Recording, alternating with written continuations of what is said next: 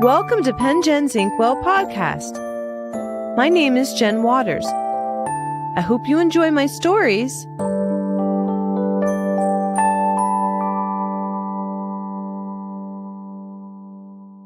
Frederick the Seahorse is my third ocean story, again probably inspired by The Little Mermaid, but I used a seahorse in it instead of a mermaid.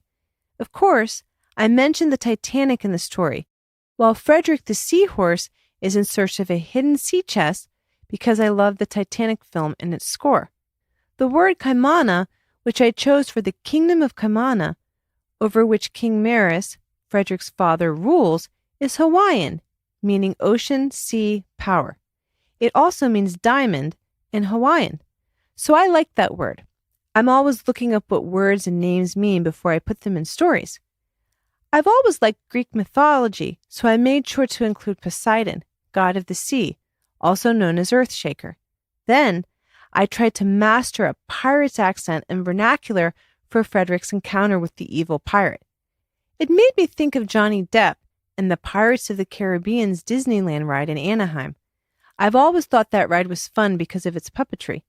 Also, the theme of the story is, "For where your treasure is, there your heart will be also," from the Gospel of Matthew. Everyone has their own treasure chest of sorts, and Frederick eventually learns that the greatest treasure is love. The story is scored to the calypso beat of the treasure theme, original music by Eric Baines. So here's Frederick the Seahorse. I hope your sea chest piles high.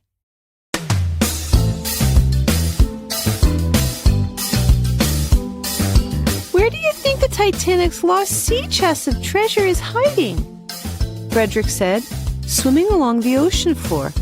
The blue-green seahorse had scoured the ocean for years, wondering who had acquired the chest and if he could find it. "I'm not sure, son, but if it's around here anywhere, I'm sure you'd know," King Maris said, sitting on his throne. The British ocean liner Titanic sank into the North Atlantic Ocean on April the 15th, 1912, with precious jewels and diamonds. No one had been able to locate all of its rumored treasure: gold rings, earrings, brooches, necklaces, pocket watches, and cufflinks. "I just don't want to be like Uncle Makai, who lost his kingdom because he ran out of treasure," Frederick said. "Son, he lost his soul before he ever lost his treasure," King Maris said, reminding his only child that character mattered. King Maris had ruled the Kingdom of Kaimana. His father, King Lear, ruled before him, and next in line was Frederick. According to oceanic legend, a sea chest with millions of dollars of treasure from the Titanic was still missing. For at least a century, pearls, diamonds, rubies, emeralds, and gold and silver coins from the British ocean liner have tossed in the sea waves. However, no one had captured the fortune to make it their own. "I can't imagine running the kingdom without having more treasure than our neighboring kingdoms," Frederick said. "You're a greater king than the rich King Saewine of the Kingdom of Nakoako. I will not be overshadowed by him or his sons. How could you let me be prey to thieves and enemies? I'll outdo you, Dad, and stock up on wealth." "Frederick, we have so much wealth. Instead of looking for more treasure, don't squander what we have," the king said. "I know you think we have enough gold and silver, but what if we run out and need more?" Frederick said. "If I'm the next king, then we'll need more wealth than what we have now, so I can build my own kingdom," he added. "It will be a bigger kingdom than yours or King Saewine, and it will last forever. I hope one day a statue is made of me." He rubbed up against the large monuments of his father with Poseidon, god of the sea, also known as Earthshaker. The gold and silver monuments erected by his father stood tall in the ocean basin and towered over the average seahorse. "Find a bride as your princess and start a family. Forget about trying to amass more riches that will rust," the king said. "Then your mother and I will be prouder of you than if you found any hidden sea chest. For where your treasure is, there your heart will be also. What good is it for you to gain the whole ocean and lose your soul?" "Yeah, Dad, but you'll see that I was right when I make you richer than any king in the ocean," Frederick said. Later that night, when the ocean had grown dark, Frederick set out on an expedition without his father's consent. "Dear father, I'm going to find the hidden sea chest. Be back soon. Yours truly, your son," he wrote on a seashell. When King Maris found the note in the ocean's sunlight, he wept in tears of remorse, believing his son was lost. "If we ever see our son again, it will be a miracle," King Maris said to his wife, Queen Maris. "I hope he returns." After weeks of swimming past sharks and the fierce ocean waves, Frederick washed ashore on an unknown island. When he opened his eyes, he found himself laying next to a sea chest of treasure guarded by pirates with sharp swords. "Ahoy! Shiver me timbers! Is this the treasure that you've been looking for?" the pirate with an eye patch said. "Aren't your hearties coming for you? Are you trying to hornswaggle us? You might have a bounty on your head." "I told my father that I would recover the sea chest for Kaimana," Frederick said, breathing heavily on the sand. "Aye, aye. I'm an old salt-and-sea dog. You're a scallywag. Why did you think it would be so easy to find the treasure?" the pirate said, now placing a knife at Frederick's throat. "You can visit Davy Jones's locker at the bottom of the sea." "Please let me go. Just let me go back in the ocean. I want to go home to my father. He'll be worried," Frederick said. "Yo ho ho! Oh, sink me. Now you want to go back to your daddy, do you?" the pirate grumbled, singing a shanty song. "You're a son of a biscuit eater. Are you 3 sheets to the wind? For trying to run a rig on me, you're walking the plank. If you survive, then you can find your way home to your daddy and your little kingdom and booty." The band of pirates wrapped Frederick up in ropes, attached to a lead weight, took him out on their ship, and bounced him off the plank. Frederick sank to the bottom of the ocean faster than any sea chest would have sunk. "Lad, take that ere loot with you," the pirate yelled at Frederick, tossing a large shiny diamond to the ocean floor with the seahorse. "Dead men tell no tales. Batten down the hatches, sailors, and get me a clap of thunder. Yo ho ho!" "How am I going to get out of these ropes?" Frederick said, burping one bubble after another. He slowly watched the shiny diamond as it dropped next to his nose on the bottom of the ocean. "So close, but so far away," Frederick said, considering his fate. "I guess the diamond can't really help me now."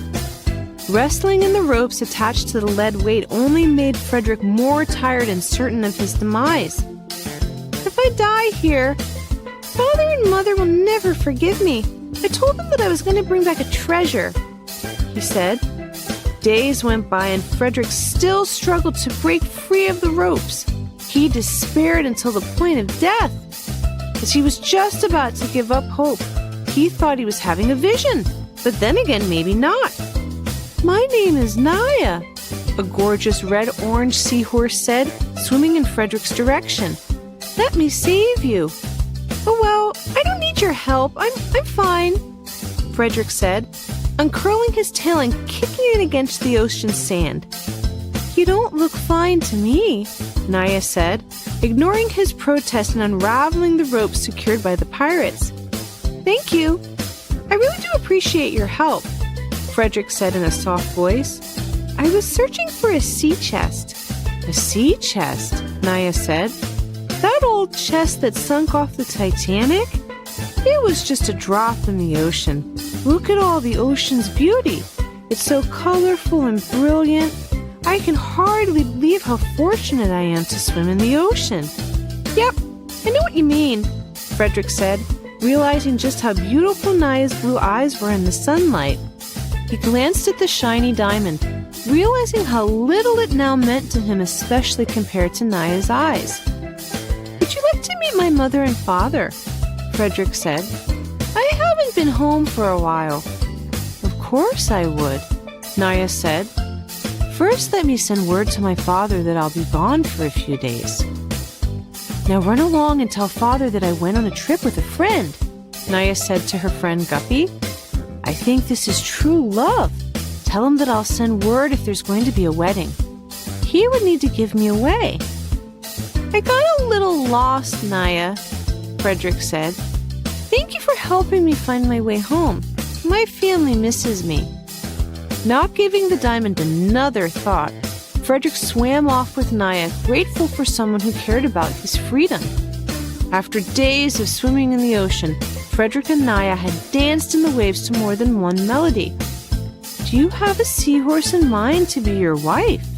Naya said, trying to nudge Frederick into admitting he admired her.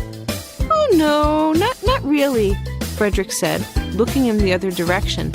I was trying to gather wealth first. Well, then maybe I should just swim back to my father and let you go your way back to your parents. Naya said. No, don't do that, Frederick said. I would miss you terribly and I'd probably be lost again in no time. Despite Frederick's protest, Naya swam off in the other direction, leaving Frederick at a complete loss. He swam in circles, crying and looking for his lost love that he might never ever be able to replace. When he finally found her in an ocean cavern with her friend Guppy, he was afraid she would not even speak to him. Please, I'm sorry, Frederick said. I didn't mean to offend you. Now I know that love is more important than any lost treasure. I almost lost you, and you're a greater treasure than silver or gold. Come meet my parents, they'll love you. I forgive you, Naya said, wondering what it would take to help Frederick realize that she was in love with him. By the time Frederick and Naya reached his father, he knew he would have to ask Naya to be his bride and princess.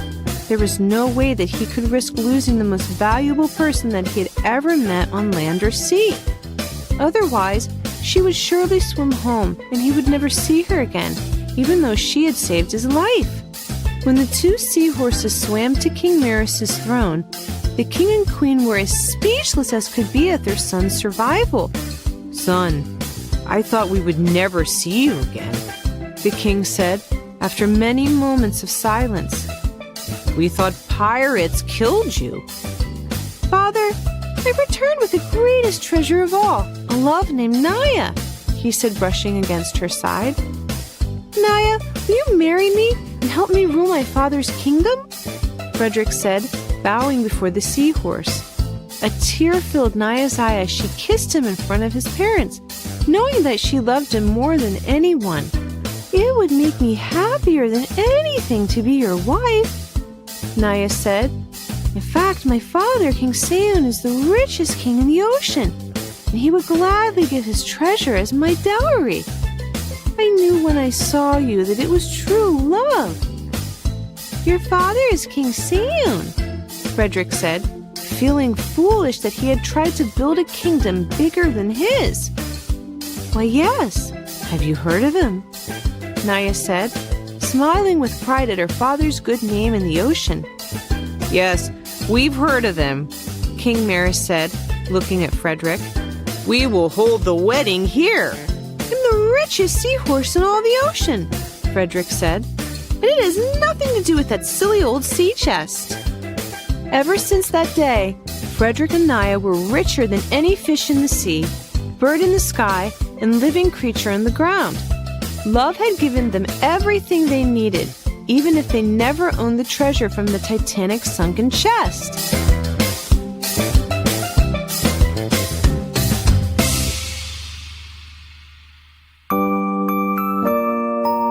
This has been Pen Gen's Inkwell Podcast. I wrote and performed all the original stories in the podcast. This podcast is produced by Eric Baines, who scored all the stories and poems in the series to original and public domain music. The podcast is associated with my blog of the same name, Pen Gen's Inkwell, which can be found on my website, jenwaters.com.